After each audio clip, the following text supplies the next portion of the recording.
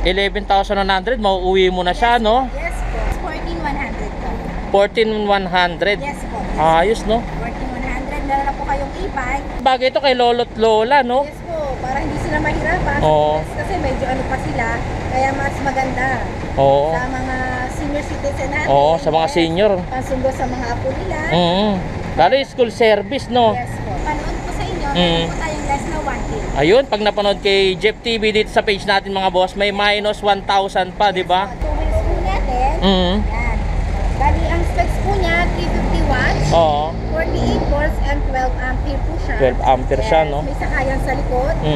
Kaya ng dalawa yan, pansundo-sundo. Oo, sa estudyante, no? Yes po. Tapos po, ang tinatakbo po niya is 20-30 kilometer range. Yan. Depende rin po, gaya po na sinabi ko una, depende rin po kung may pahon, tapos alalay lang po sa pahon.